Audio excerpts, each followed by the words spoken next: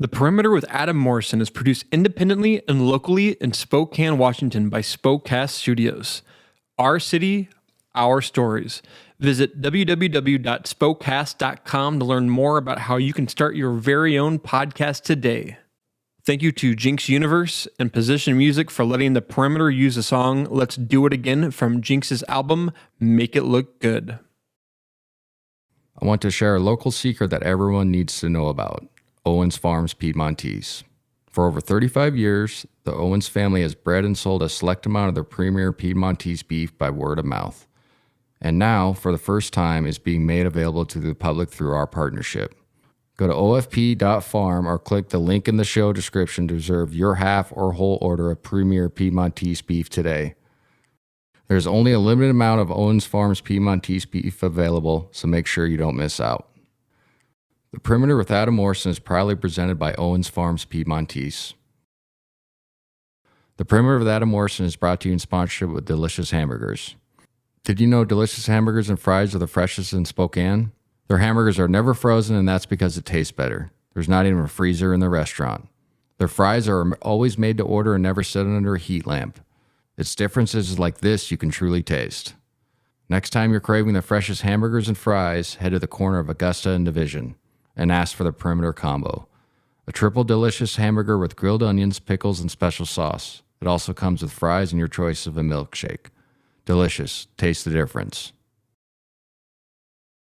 Let me introduce you to the Spokane Workers Co-op, a locally based worker-owned holding company whose mission it is to increase access to living wages, workplace democracy, and autonomy, and to create the sort of lifelong career trajectories that are increasingly uncommon for the majority of people in America. The worker owners of SWC, regardless of which business they work, are equal co-owners of the entire holding company, providing them not just direct ownership of the fruits of their own labor, but ownership in a diversified and resilient portfolio of businesses dedicated to serving Spokane and the Inland Northwest. SWC also buys traditional businesses. SWC buys traditional businesses like LLCs, partnerships, and sole proprietorships, for example, from owners who are ready to retire and who want to make sure the employees who help them build their business are taken care of after the owner leaves. Learn more at www.spokane.coop. And if you're an owner interested in talking about selling, email SWC at team@spokane.coop. That is team@spokane.coop. Let's do it again. Let's do it again. Turn up the 10.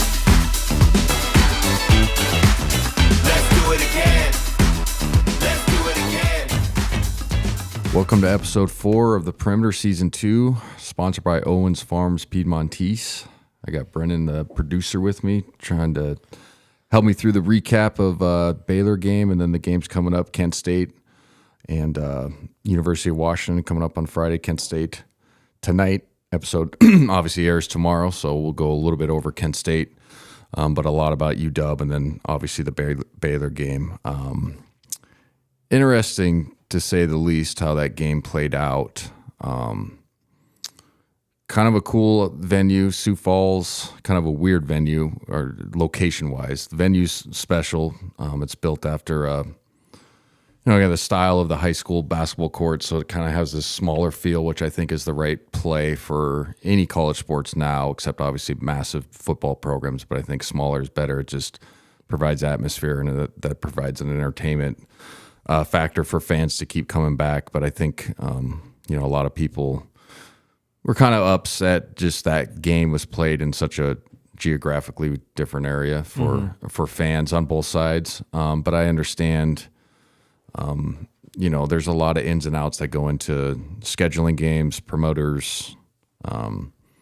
It's not as just easy as like, oh, let's go play in Phoenix, and well, where, you know what I'm saying? Or let's go play in Vegas. Like, obviously you got to make those decisions. And obviously Sioux Falls is not getting a bunch of games. Schedule's not as packed. So like, let's go meet there. But I know some Gonzaga fans are upset that they could get to the game, but it was a little more difficult, a little more expensive. And then, it's obviously not very nice weather right now in South Dakota. It's like Spokane. I imagine it's as cold, if not colder. Yeah. And so I think when people want to spend their hard-earned dollar, I get it. They want to go somewhere a little bit warmer. But interesting game. I'm just going to go over the stats real quick. So Gonzaga shoots 22-61 for 36%. Baylor on the other side shoots 23-62 for 37%. So obviously a complete wash on that.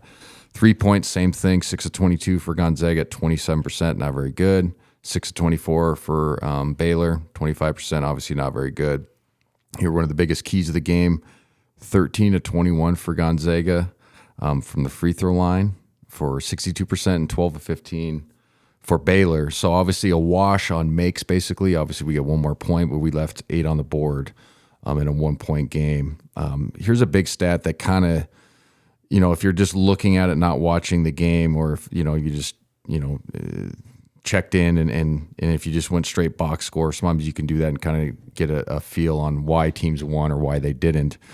Gonzaga plus 15 on the glass, which is a welcoming sign. After the Purdue game, I think we got beat by 20, and that was kind of an issue with, moving forward or kind of, some of the outer noise of we always lose to Big 10, Big 12 physical teams. Well, we shored that up, plus 15 on the glass. So it was interesting to obviously lose that basketball game with that such an advantage on the glass. But here's the Achilles heel for me coming up in this stat is 18 turnovers. Baylor had 14, but we've had multiple plus 16 turnover games this year, and they've all been losses. I mean, we had 20 against Texas. We had 18 against Purdue, 18 against Baylor. It's just killing us at times. I think we had 16 against Kentucky, but they were a different type of turnover. And what I mean by that is they're going downhill trying to make plays. Right now, some of the ones that we have are just uncharacteristic for Coach Few's team, and that's not saying he doesn't have control or whatever. You get what I mean? It's just usually we're a little bit more solid on post entries, on getting it into your offense. When you're getting light press, nobody really presses that hard because guys are too skilled. Throwing over guys' head, things of that nature, we usually don't see from a Gonzaga-led team. So I think that was a big aspect of our of the game, not just because we lost, but for our inability to get in a rhythm. I mean, if you look at the shooting stats, 22-61 is not very good, obviously. We are usually in the 50s to 55s. I think we're shooting 51 on the season, always in the top 10 in the country in offensive efficiency. Now, the counter to that is on the other side. So, Baylor shot the same, so we did a good job on the defensive end. But that's more their style, is why I'm getting at that field goal, talking about the field goal percentage. They're used to, not that they're not skilled and not that they can't play a fluid game, but they're used to playing rough and physical and bogged down. It's Big 12. That's kind of how they do it compared to, West Coast Conference or even Pac-12, kind of West Coast style. They play more with, 2-3 bigs, and you throw it inside, and you wind the shot clock down. You run only on occasion, every time down. You run a set, that type of an issue. So it's been an interesting non-conference start. We knew this was going to be difficult. We knew, obviously, Kentucky, we win that game. That was going to be a difficult game. We knew Texas was going to be a difficult one. Playing their first time on the road since 2019, true road game, a non-conference true road game with a team that we beat handily at home. So they're sitting there, chomping at the bit. Then obviously we played fantastic against Kentucky, but then we knew going in West Virginia or Purdue was going to be a tough matchup in that PK legacy that we played in. And, I mentioned in the last show that I wasn't surprised at the outcome of the Purdue game, and that's not a knock on our guys or anything like that. It's just how well they were playing and how good they looked the night before. And I was like, oh, man, this is scary. And then we talked about at length that Edie's just a 7-4 kid's just a different entity that you don't see. So it's been interesting to kind of see the ebbs and flows a little bit of this team early on. 5-3, obviously it's not the end of the world. People really wanted this Baylor game to kind of offset the Purdue game and the Texas game. And then you have Michigan State's going to be a good win. Xavier's going to be a good win. But then you'd be like, okay, hopefully Kentucky can play well. And then you have Baylor, and then that would really, strengthen your seeding potential for March. It just going into the last half of this bigger non-conference part, because about the end of January or the end of December, early January is when you start playing West Coast Conference. There's only really one big game resume-wise that could help us is Alabama, obviously coming up. So I know people circled this Baylor game on the on the calendar, and rightfully so. Top 6 in the country. Obviously the history with the programs too. Obviously the championship game a few years ago. So that was a meaningful backstory, I guess, to that ball game. But we had some guys play some good games. Anton Watson played fantastic, 5 of 8, 13 points, 3 rebounds. Malachi Smith off the bench, 5 of 11, 16 points. Really paced us from the perimeter, but our backcourt had a tough one, if I'm being frank. I mean, Nolan Hickman at 0 for 8. Did have 8 assists, just couldn't obviously make a basket. Julian Strother, 3 of 14, 10 points, 10 rebounds, and Rasheer Bolton, 3 of 7, only 8 points. So, if you've looked at some of our losses, and this is, again, the whole point of this show is to give people an insight of my thoughts.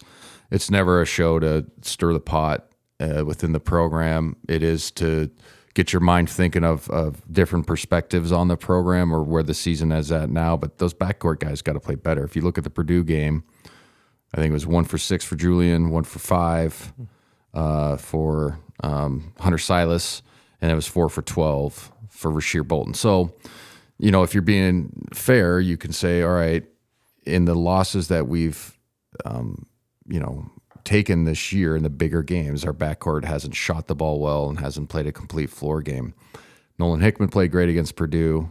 Okay, so then you're like, well, that could be a devil's advocate to that point. But it's also, one of those issues where it has to be solved. And it's not like these guys can't play or they don't have the ability. They just have to play solid. And I know it sounds so cliche and so simple, but you can't go 3 of 14. Julian Strother, obviously a fantastic player, has ability to score in bunches. And then obviously Nolan can't go 0 for 8. You got to give somebody else an opportunity, or you got to give your teammates an opportunity to be successful off your success, off you playing well, creates other avenues, especially at the point guard position. Drew Timme goes 3 for 6, 9 points, 5 rebounds. He's averaging 21 a game, preseason All-American. He's allowed to have an off game, and they designed their whole defense to stop him. So my point is, you knew that type of game was going to happen. Not that Drew can't score in bunches, but there's going to be a night when you get the whole defense kind of tries to shut you down, and you play, all right, it's somebody else's time, and he didn't really have that from a team perspective. So, from a backcourt, idea or a backcourt of, really talented players, Nolan Hickman, obviously a great player, was Kentucky recruit, highly touted, fantastic. He's got an opportunity to be very good here. We've had great point guards, same similar build as Andrew, same similar build as Josh Perkin. You know what I'm saying? So he's got the quickness, he's got the size, everything that's been successful here. He's got to play better in these type of games. Played great in Purdue, played better in Xavier. So I'm not saying it's been bad the whole time, but he can't go 0 for 8 and have 0 points. It's just tough. Same with Julian Strother. I mean, he's rebounding the basketball well, 10 points, 10 rebounds, but the 3 of 14 really makes it difficult. Now, this is a really great Baylor defensive team. We've seen this before, but it's also, like I said, you have to be able to make shots or have an imprint on the game from a scoring perspective, even if you don't shoot the ball particularly well. And what I mean by that is try to get to the free throw line. If you're really struggling from the outside, it sounds funny, go push a guy in the back and go to an offensive rebound. You know what I'm saying? Go leak out, cherry pick, get yourself going, try to get to 14, 16 points, and you still have an impact on the basketball game. So, I thought Ben Gregg did a good job off the bench as a big, but we just really didn't have any rhythm offensively through the start of that game. We made when we got down 12, made a nice run to get back into it. But it's just the wing and the perimeter play has been was not very good that game. I mean, Malachi played better off the bench. Obviously, 16 is great. He has the opportunity, in my opinion, to be a really good scoring punch, something that we really need. But yeah, it's just frustrating a little bit watching.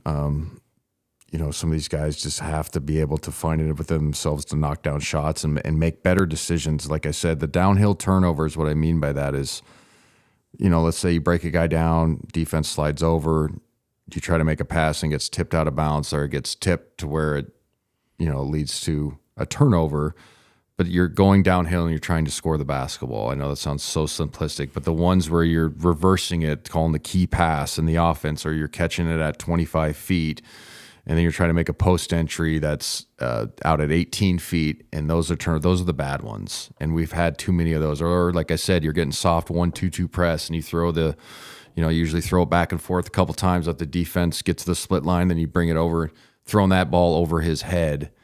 We've had a lot of those this year, dribbling off our foot, stuff like that, or dribbling to the dead zone. They call that the other term is like short corner, but dribbling to the dead zone where then you have no angle for a pass, or the pass back out is really long.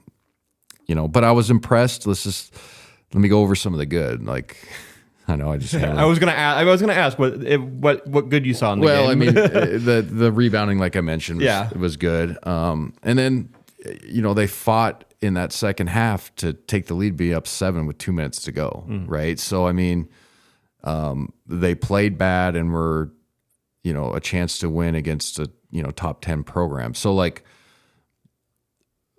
for me to counter and play devil's advocate a little bit is, if you're a fan and you're upset, it's like, well, that is a step in the right direction, not playing good and being within the game and could have won that game, right? So that's what I look at when I call these games, is like, all right, what's the next step, or what's the growth pattern for a team like this, where you've been kind of kicked and you're a little bit upset, and some of these games have gone out of reach, and then you finally fight and you get into a game where you haven't played well, but you rely on your defense, you rely on the glass to get in that game.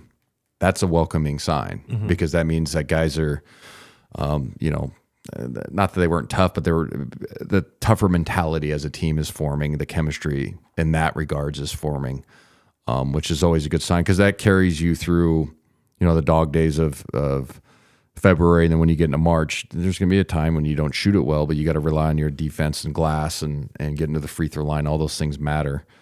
So I was impressed with that.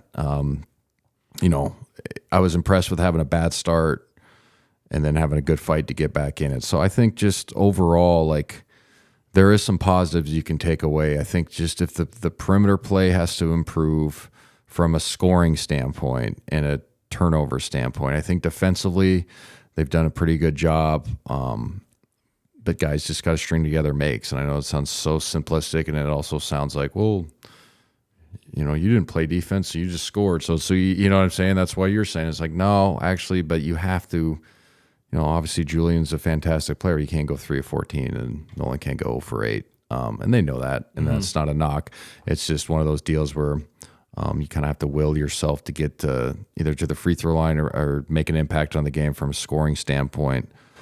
But yeah, it'll be interesting to see how this team going in tonight. Now, Mondays when we film, and obviously put it out Tuesdays. Kent State's a very good basketball team. Only lost to Houston by 4, 6-2 overall.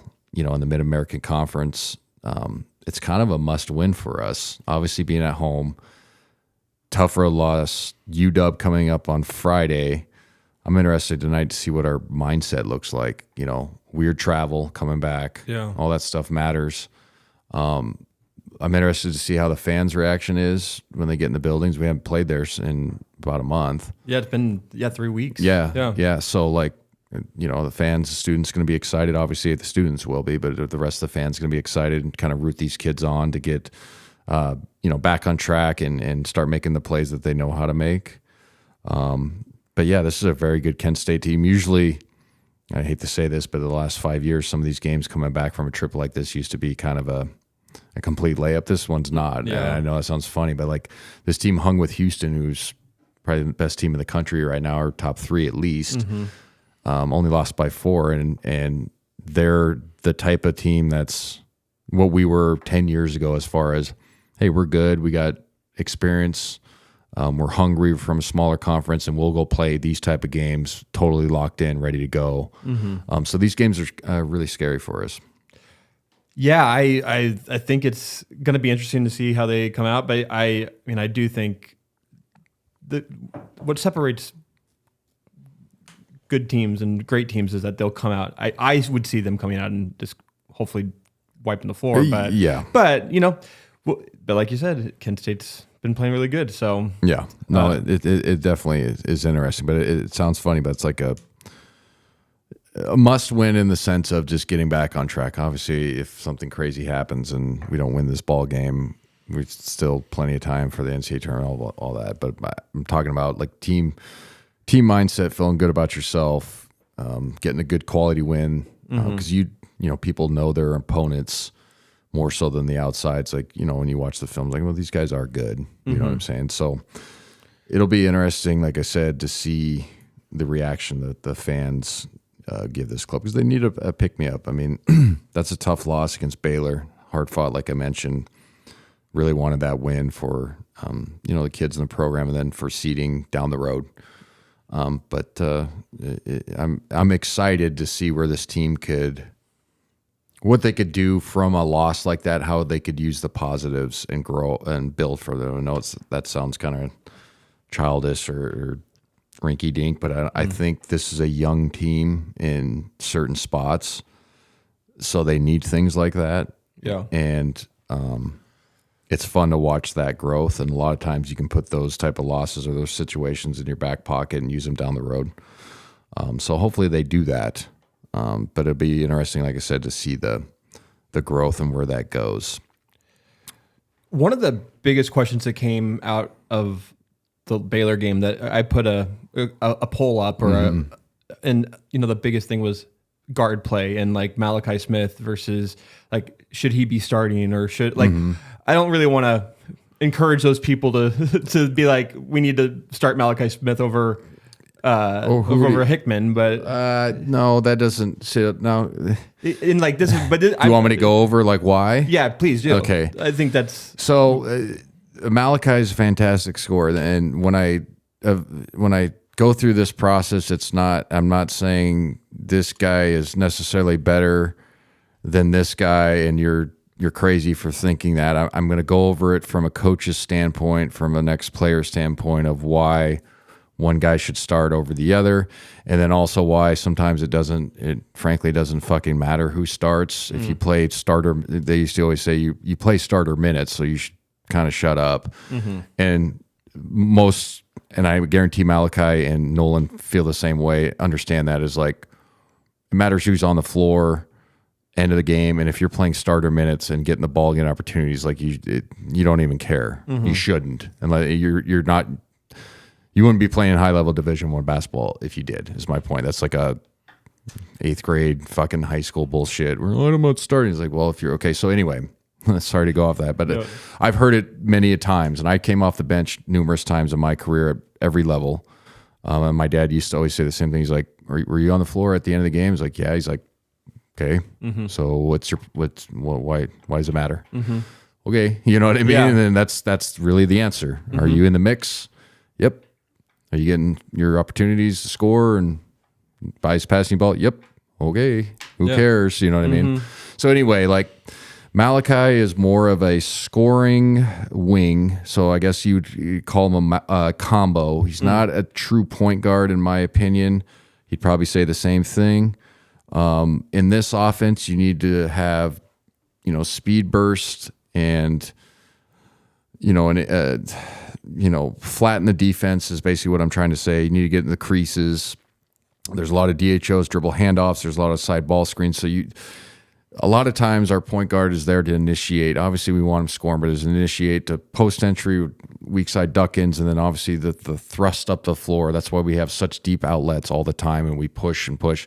And a lot of times it doesn't show up at scoring, but if you continue to flat the defense, you get the trail threes and all that stuff that gets our guys in rhythm.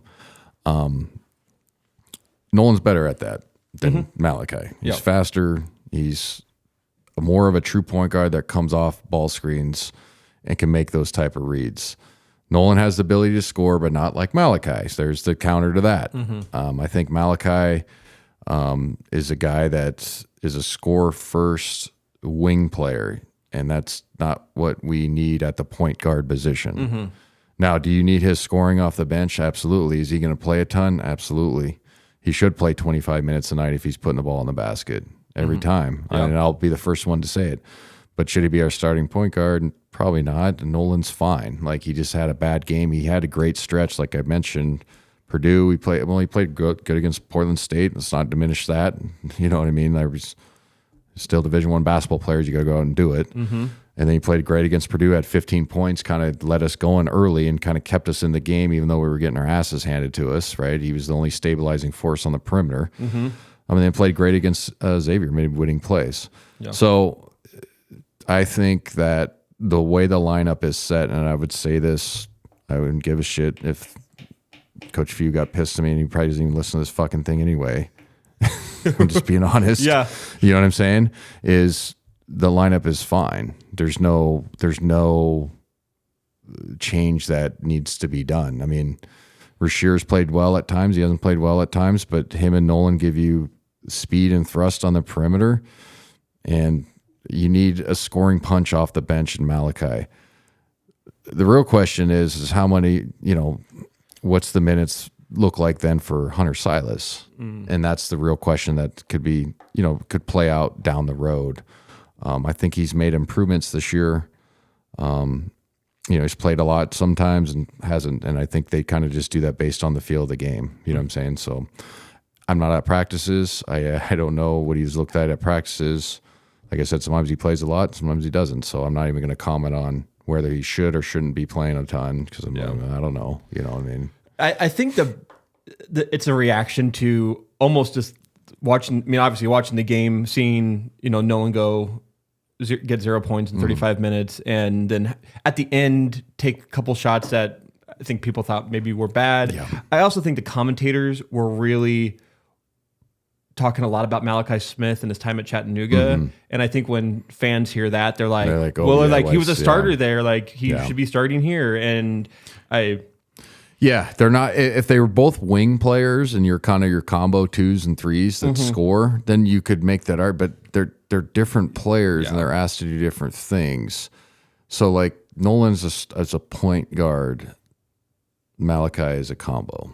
Okay, so that's for me is why the lineup is fine. And then, like I said, Malachi Smith is going to play a ton if he puts the ball in the basket continually, like he did the other night. If you shoot the ball at a good clip, Coach Few keeps you on the floor. I played again. I've done it ad nauseum, but it's part of the why people like the show. I'll use myself example in the program as I played off the bench my freshman year. Probably could have played more, but I was playing 18 minutes a night, average 11 points. But there were some nights I'd play 25, 27 points. You know what I was doing when I first got in the game? Putting the ball in the basket. Stayed on the floor. Right.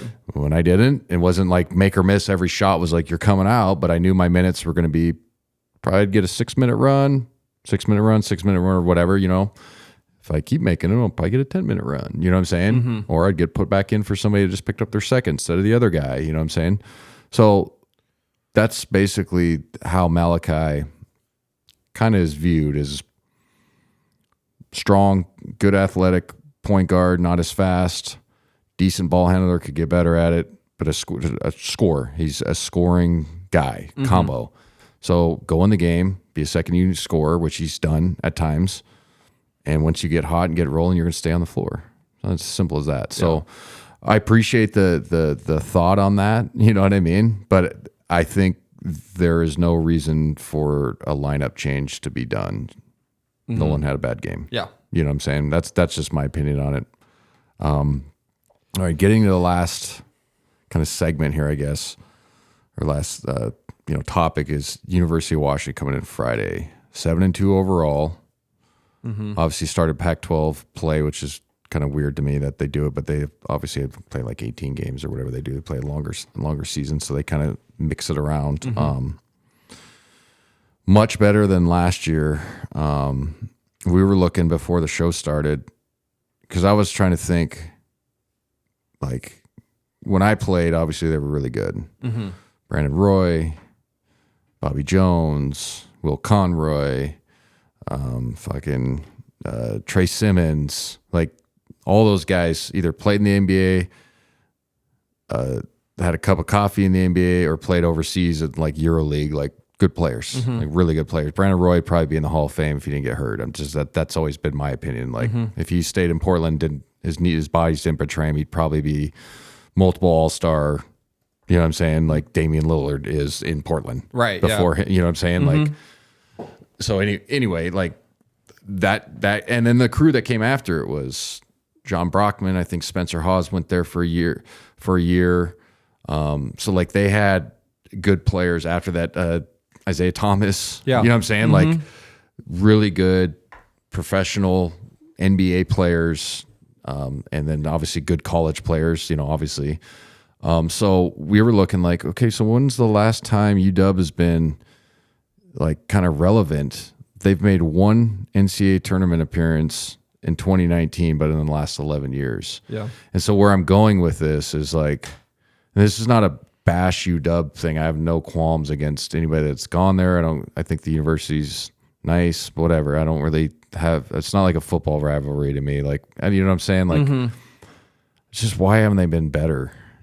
I've always been puzzled by it, and I've always wanted to like kind of talk about it on a deal, because it's like that area of the country, it's kind of a weird pocket of basketball talent. And when I mean weird, it's just like because it's so far, up in the Northwest in the corner of the United States. That's what I mean by weird, not anything political or culture or anything like that. It's just like Seattle, you know what I mean? But like, if you look, how many NBA players have come from that region and good college players, it's unbelievable. I mean, the kid last year that went number one, Ben Caro, was from Seattle. Yeah. Number one pick, and he's like killing it at Orlando.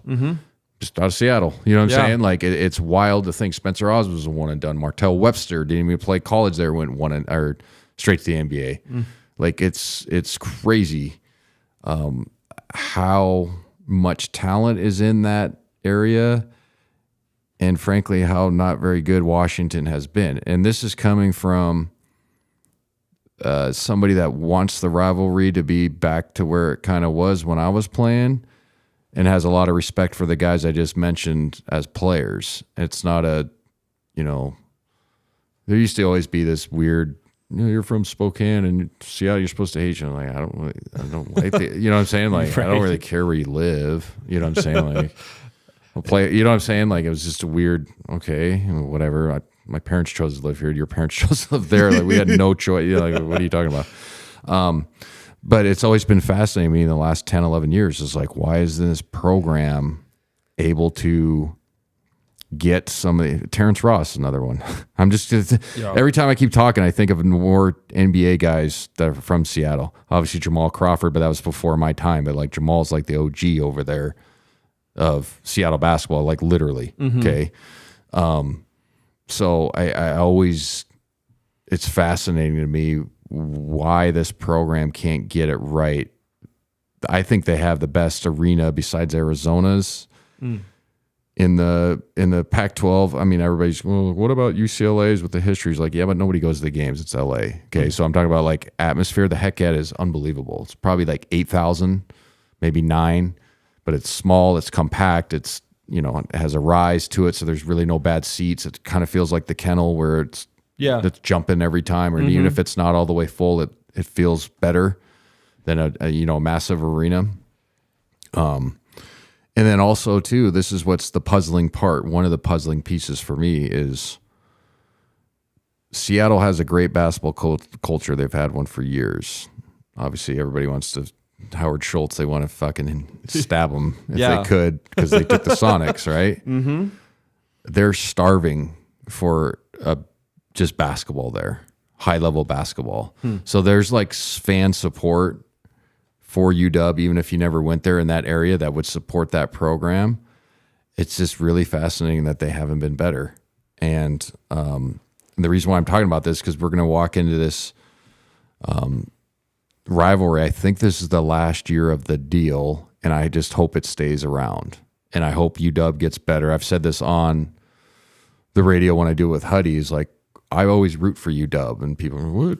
It's like, I want this rivalry to be good again. It's fun when they're better. It's fun when, the two teams from the Northwest are kind of messing up the whole West Coast, you know what I'm saying? Like, and then it brings, it brings some of that Seattle Spokane stuff. That's fun for people to talk about. Yeah. I don't care about it, but it's fun for people to talk about. It makes it more interesting. Yeah.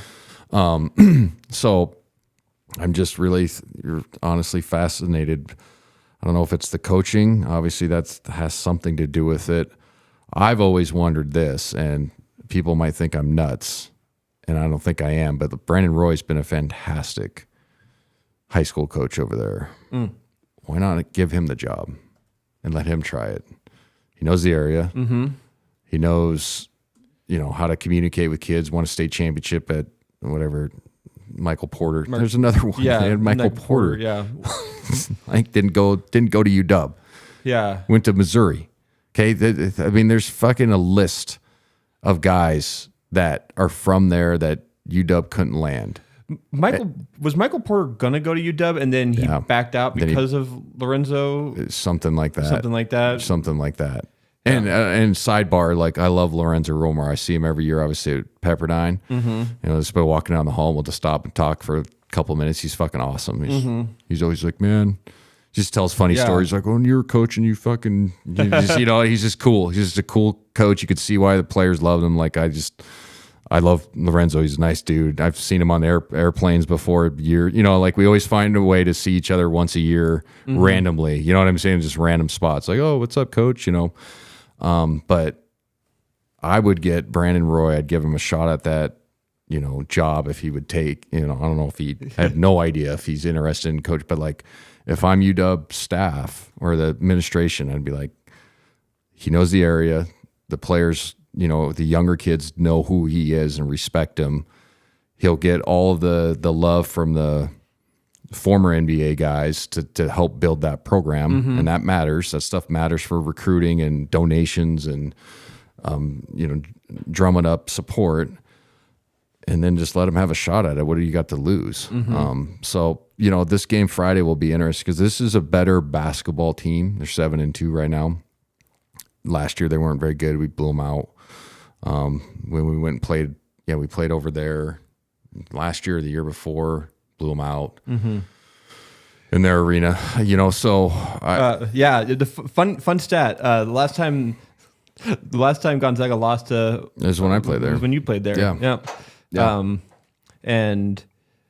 yeah, I mean, it is It's just fascinating. It is fascinating, if you really think about it, because if we really wanted to sit here, we could go through, last 10 years, 11, 12 years, how many big time recruits or just even D1 players, and then that filters into NBA players came out of Seattle. You'd be fucking, your mind will be blown. It's crazy.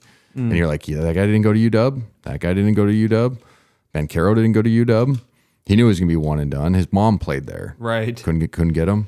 You know what I'm saying? Yeah, it is interesting. And I know Duke is a high low. It's just I get all that. But it's like, I want this this is not just a bash, but I'm like, I want this program to be good again. It's fun when they're good again. East, West, and all that stuff gets talked about. And, it's fun when these programs get to kind of go head to head. So it'd be an interesting game. Obviously, hopefully we beat Kent State going to that game 6-3. They'll be 7-2. Like I said, much improved, even though I just killed them for 5 minutes or whatever it is. But they're improved this year. But I think that coaching staff is kind of on their last deals. They haven't been good for, last time they made NCAA tournament was 2019, but that was kind of an offshoot deal. Like I said, before that and after, they haven't had any postseason success. So it'll be interesting. how it plays out. Yeah, I think. I mean, last couple of years, Washington was always supposed to be good, and then they just They've had some issues. had some issues, and they always have the talent. Yeah, but that is weird about the recruiting is like how like they just can't. They don't get. They're really good players to go there. No, and, it's wild. I mean, like I said, you probably can get in the 15 to 20s on NBA players in the last 15 years. You know what I'm saying? It was just crazy. Yeah. Like even like a John Brockman that went there, like played in the league for like 6 years. You know what I'm saying? But they can't get any of those type of guys anymore. You know what I'm saying? Like it's just, I don't understand it. And like I said earlier, Seattle is starving for like basketball. They love hoop over there. The culture is great. Like, down by now it's Climate Pledge Arena. The old Key, like the bar areas in Queen Anne and everything down there, where that area is called. Yeah, it used to be awesome for Sonics games. It was such a cool vibe, different vibe. You'd walk to the arena. It's old Seattle. You know what I'm saying? It's just kind of weird, but it's they knew hoops and they loved hoops, and so I'm always sitting there like, man, this city would just love to have a high level basketball to go watch because they love hoop. It's just like Portland, you know what I mean? Yeah. It's this pocket of we love hoop.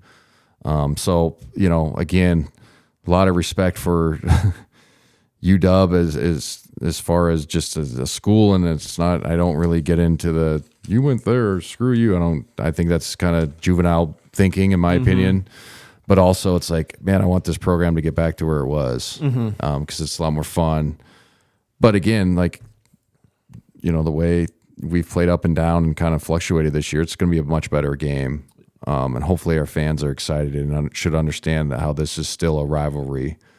And we've just kind of taken control of it. But yeah, like the last time you mentioned, last time we lost to them at their place was my junior year, last year. And we played them.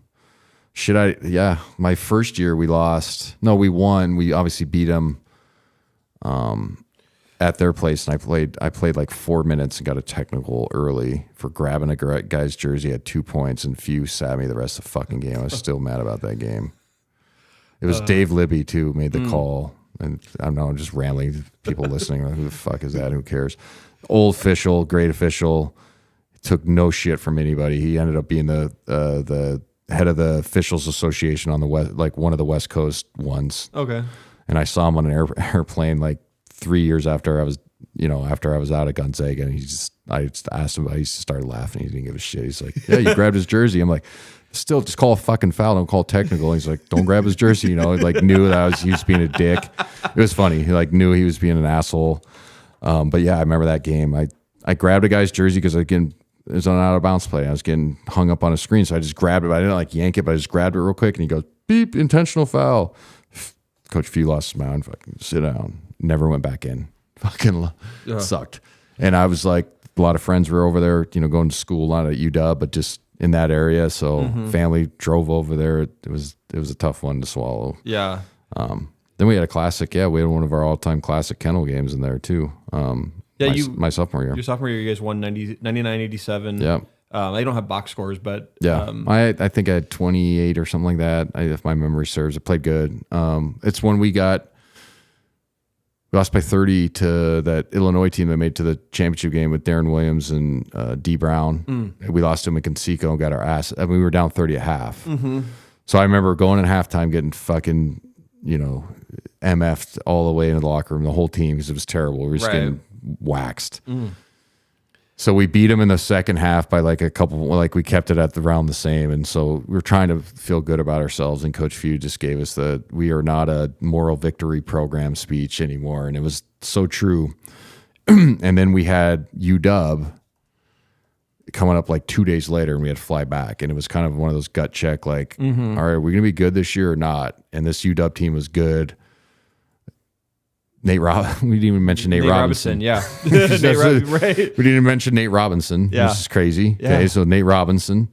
They had Bobby Jones. I think Brandon Roy was on that team. It was hurt. Trey Simmons, obviously. And they were ranked 12th or, whatever. And so it was one of those all-time classic, like, loudest the kennel's been in a long time. You know what I'm saying? new building. It was the second year or first year in that building. You know what I'm saying? Like, we're not letting these assholes beat us in our new place, blah, blah, blah. High scoring. Everybody was hooping. They were hooping. We were hooping. It was one of those all-time I wish I need to find the tape on that game. Show it to my kids. That was one of the more fun ones I've ever played in. Just everybody's hooping. You know what I mean? Yeah. Like, it just flow of the game was good. Crowd was loud, like I said. High scoring, blah, blah, blah. Yeah, I mean, so I got the box score up now. Like, Roney had 23, you had 26. Sean Mallon had 16. Derek Ravio had 21. Yeah. Like, it was just hoops. Yeah, we were hooping. Yeah. Like, it was one of those games where everybody's just like scoring, blah, blah. It was just fun. Like, it wasn't, when I say open gym, it wasn't like people weren't playing defense, but like guys were just free flowing and going up and down. Like I said, it was super loud in there. It was officiated the right way. Like, just let us play. Yeah. You know, it wasn't a bloodbath, but they let us play. So yeah, then we lost. They went crazy at their place. We should have won that game too. That's the Jeremy Pargo 8 turnover game. that is Yeah. It says 6, but maybe No. there's probably other ones in there. I still give him crap about him. Jeremy turned out to be a fantastic professional, great teammate. Love the guy. I still, every time I see him, it's like, do you remember that game? You know, we're having a few beers. Last time I saw him, I think it was the Final Four. I was like, hey, you remember that game? You know, and I know the answer. You had 8 turnovers when I was a junior. It was your first year, and you shit down your leg. Yeah, Mo, shut the fuck up. You know, it's one of those deals. You know, when it's your buddy. Yeah. But yeah, that was again. That's my point.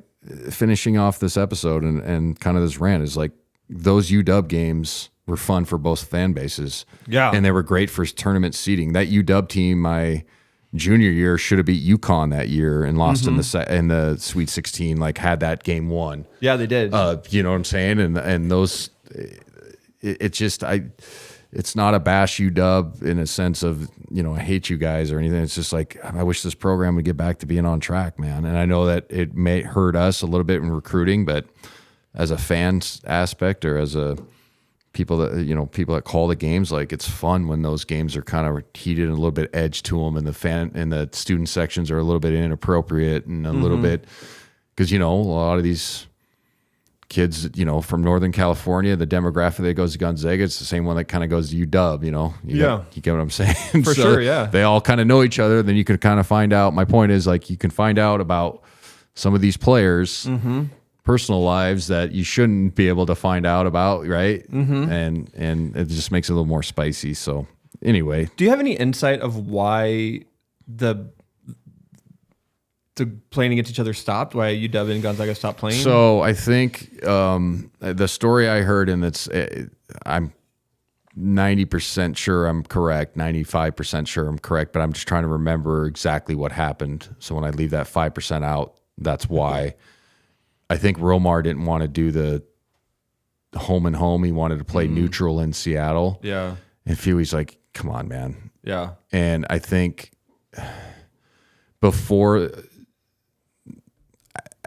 during those runs, Coach Romar had some fantastic teams, and he had a little bit of down years. Obviously, that's why he got let go. I think he didn't want to take it on the chin from Gonzaga. Yeah. And I have the most respect for him. And so I think they were just like, screw it. So I'm glad that it came back, and I hope it stays. Yeah. And it's not just Coach Romar's fault, is my point. Right. Like, I'm sure there was some stuff with, like, why don't you want to play home on home? And they're sitting there like, well, dude, it's a big draw for both of us. We can revenue split, you know, so they could probably counter back, like, instead of going to your rinky-dink 6,000 arena, let's go to fucking Key Arena at the time. You know what I'm saying? Yeah. We'll split the beer sales.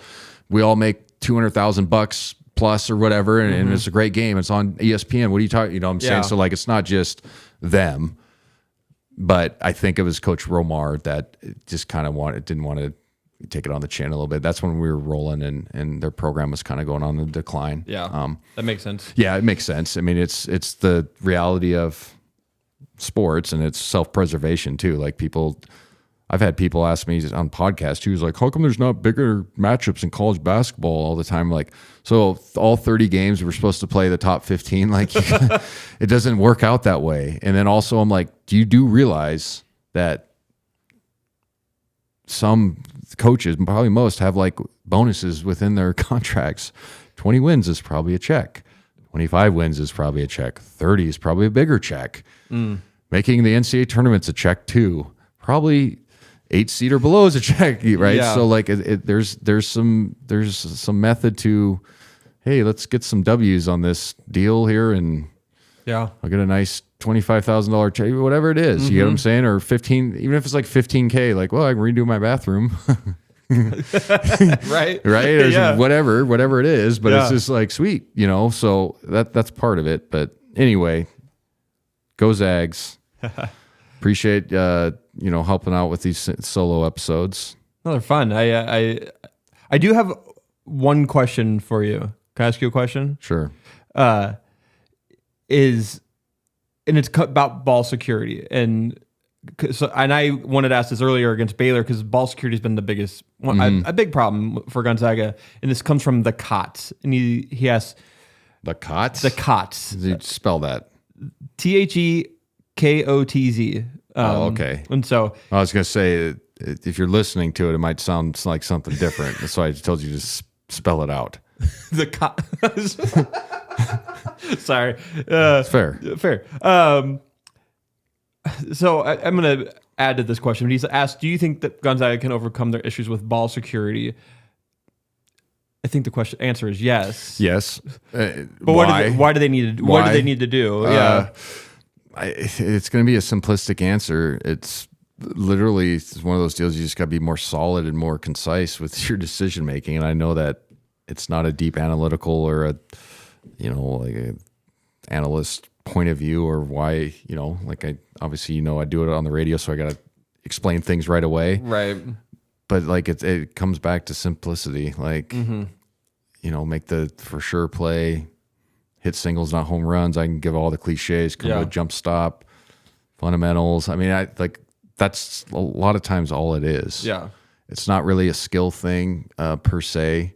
Obviously, at this level, guys can dribble left-handed, can dribble right-handed, they can do all that stuff. So that you throw the skill aspect out of it. Now, if you're in the younger ages, then you can be like, okay, Johnny or Sally can't dribble left. That's why they're turning the ball over. We need to work on that. Right. That's out of the equation now. It's, hey man, you're playing at a high-level Division I school. You need to come to a jump stop and fucking throw the pass to your teammate. I don't know what to tell you. If not, you got to sit down.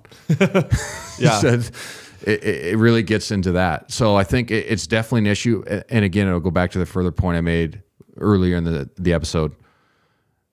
Downhill turnovers are much different than the Cots Right. is talking about. Right. As far as ball security. And he's absolutely right. Like, if you're making plays, trying to go towards the rim and trying to score the basketball, and those turn into turnovers, is much better than ball entries, reversals, dribbling off your foot. Like I mentioned, the soft press, throwing it over a guy's head, that shit kills you. So I think there's a difference in that, but I think it's just getting back to being simple and being more fundamental, honestly.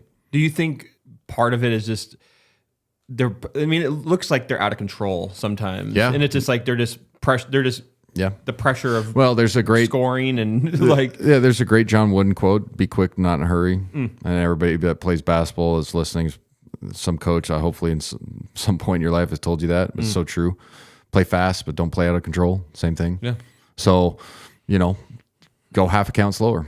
And or just get into what's comfortable with you. Then also like too, if you're smoking layups and smoking floaters, like, you got to get in the gym and work on those things. Not that I'm not saying our guys haven't, but also if as a coaching staff, if I see you shoot shots during the games that I don't see you work on, then we have a problem. If I see you work on them and you are missing, that's okay. Keep working on them. But if I see you repping them, I got to live with it.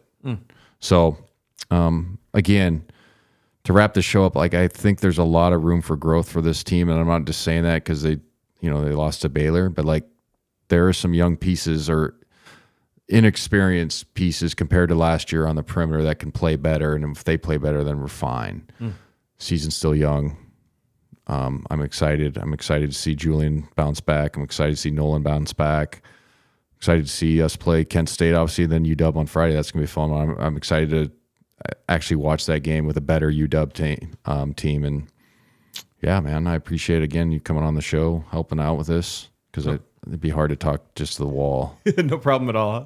I don't know as much about basketball as you, I'd obviously, hope not. of course, but like it's fun to talk about, and you're making me excited about Gonzaga because like you should be. It's because as like a fan, like I've been watching them for so long. I mean, I was 13 years old when it all like the run started, yeah. And like you talking about UW is just makes me excited because they were awesome great games. Yeah, And great games. It's like, I mean, Wazoo's, WSU it's is not the same. Like not the same. They're not It's going to just get the same players. They're a great football school. Yeah. And they're just not a hoop school. Yeah. It's just not what they are. And no offense. And Gonzaga needs like Kyle Smith's good coach. a good natural rival. Yeah. And so this needs to keep on happening. And that Friday game is going to be, I think the kennel's going to be jumping. I hope so too.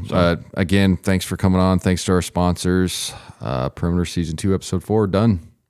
Let's do it again. Let's do it again. Turn up the 10. Let's do it again. Let's do it again.